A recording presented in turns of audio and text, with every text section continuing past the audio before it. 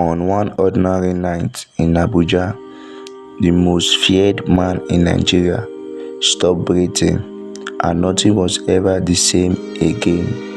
It was the night of June 8, 1998. Abuja slept quietly.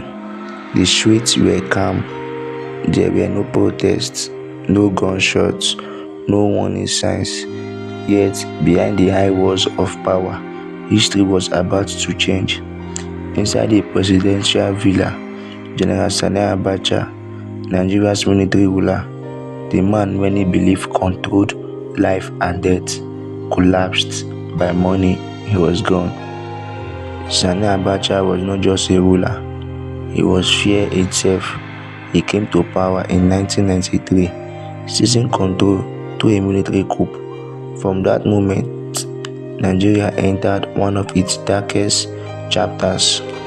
Under Abacha, political opponents were jailed, activists disappeared, journalists were silenced.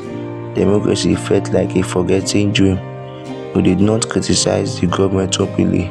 We did not choose phone calls. We did not speak freely. Even in your own home, fear lived everywhere. Abacha ruled with absolute authority. There were no debates, no negotiations, only orders. Many believe he was building a system where he would rule indefinitely. Some even said Nigeria would never return to civilian rule. To his supporters, he was untouchable. To his enemies, he was unstoppable. Power surrounded him like armor, or so it seems. Without warning, the unthinkable happened. No long illness, no public health concerns, no final speech, just a sudden announcement that spread quietly and then exploded across the nation. The head of state is dead. Nigeria froze. People turned on their radios.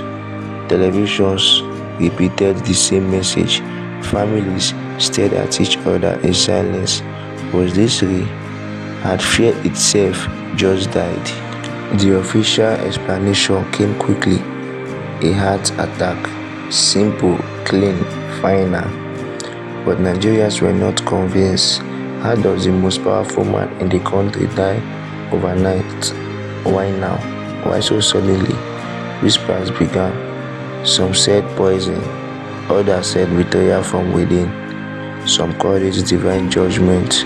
Stories spread faster than facts, and the facts were hard to find. To this day, the full truth remains buried. For days, Nigeria existed in uncertainty. The military was still in power. The system Abacha built was still standing. People asked, would another dictator rise?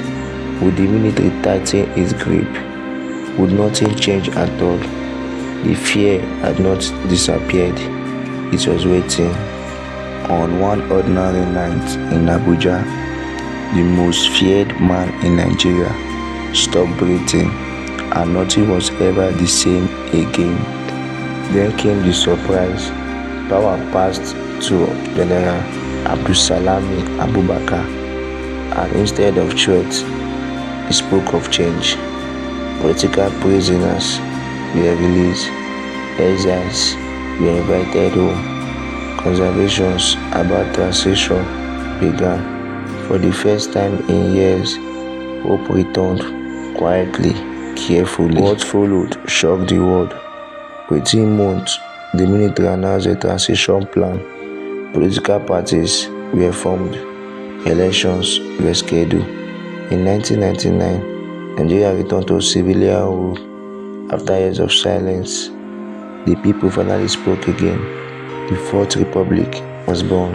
Years of protest fade. International pressure fade. Opposition movements were crushed.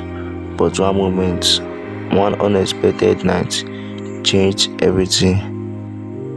Not through revolution, not through war, but through the sudden end of a single life.